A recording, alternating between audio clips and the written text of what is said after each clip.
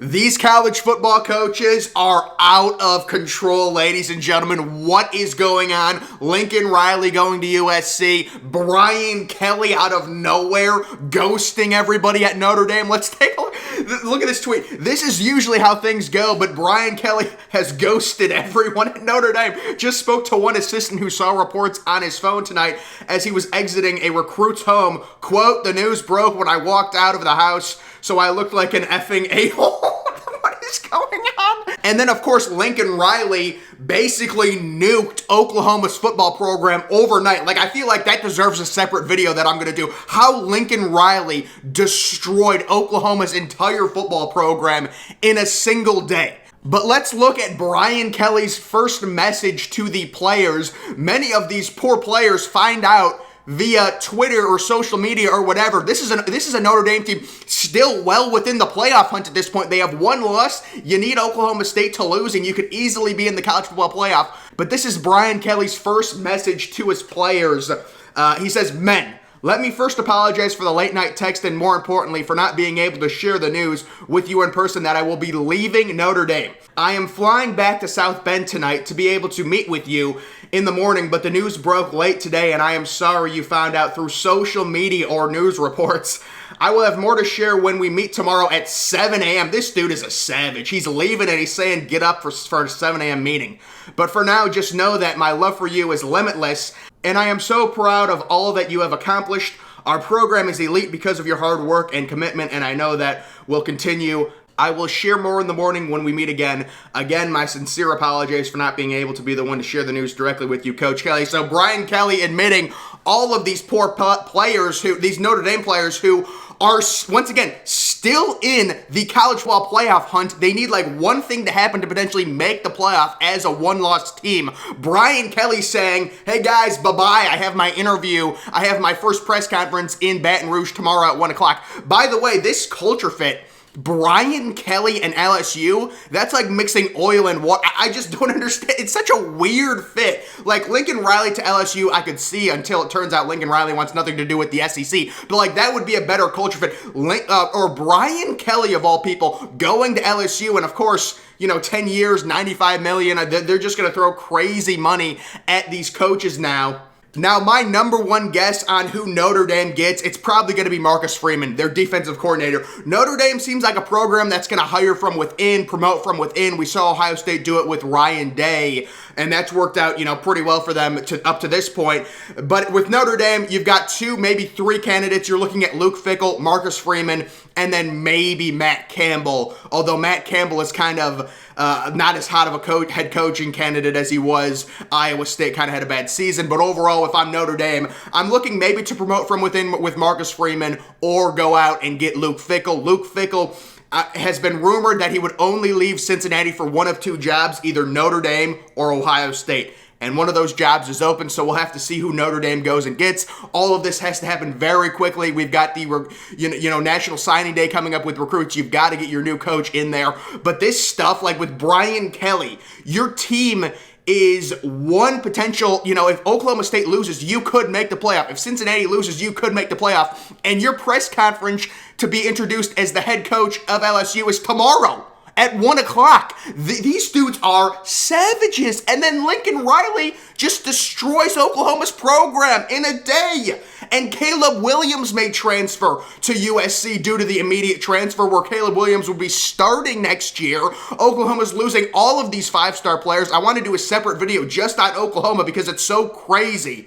You can take a look at that. That's what Oklahoma fans did. Their trader. I do not blame them at all. If I'm an Oklahoma fan and you're waking up to this, you're watching your college football program, there's still a good college football program, but they're in a horrible spot. Moving to the SEC, moving to a tougher conference with all of this stuff. Now, a lot of people don't know, Oklahoma was off to a historic start to their 2023 class. They had the number 1 overall quarterback, a 5-star. They had a 5-star athlete. They had the number 1 overall receiver, who was also a 5-star. They had 6 commits. I believe 3 of them were 5-stars. If you finish an entire class of like 25 or 26 commits with 3 5-stars, that's a really good class. They had 3 of 6 commits to start their 2023 class, and they've all decommitted. Their 2022 class is a mess. They've had 3 or 4 straight decommitments there. They've got a 5-star running back that Lincoln Riley is recruiting to USC.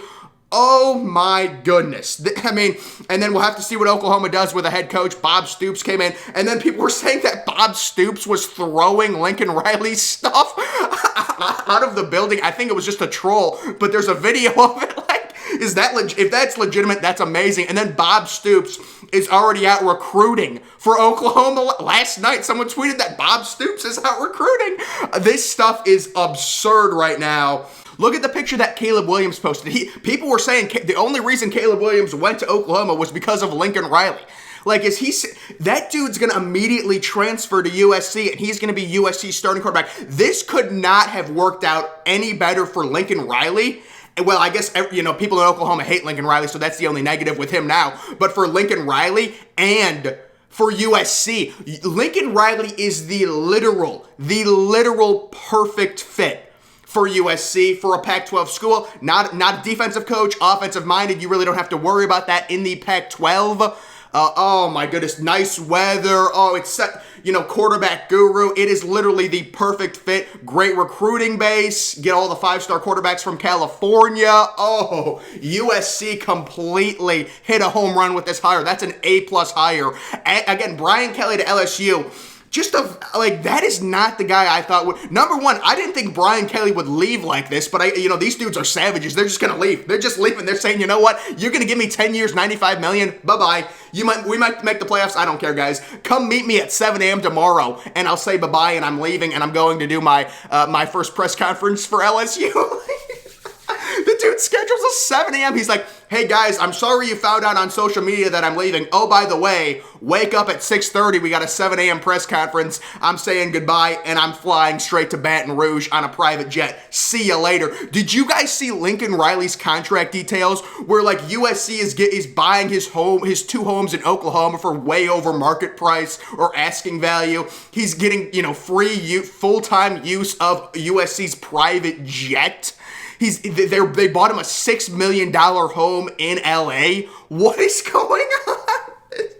Oh, these coaches are crazy. Listen, Ohio State, man, they're going to have to get, what are they going to have to give Ryan Day? What are they going to have to give Ryan Day? Ryan Day's not very popular after the loss to Michigan, but still, it's like, he's one of these young guys that they're going to have to give him a 9 or 10 year deal for $115 million or something like that. I mean, the numbers are getting crazy, and people are surprised that coaches are getting this much. The head coach position for college football is the most important out of any of the major sports because you have to recruit, you have to install a culture, you have to do a lot of things. Look at Nick Saban and how he's been better than everyone. And what happens? He wins all these national titles. It doesn't surprise me at all that these coaches are getting these $100 million deals. These programs want to invest. How about Mel Tucker, the deal that he got? The dude is 16-14 in his career. But Michigan State, they had a great season. With the transfer portal, Mel Tucker, you got to pay up. You got to keep these coaches. If you got a good one, you got to pay up. That's what we're seeing now. This stuff is crazy. You know what? An interesting coaching situation, Jim Harbaugh. Now, I'm sure, he's going to stay at Michigan and everything, but that dude literally took a pay cut. They cut his salary in half after last year.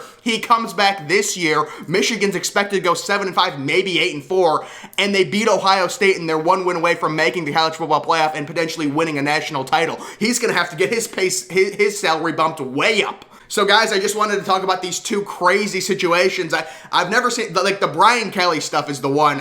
Lincoln Riley said that the USC deal came together within less than a day.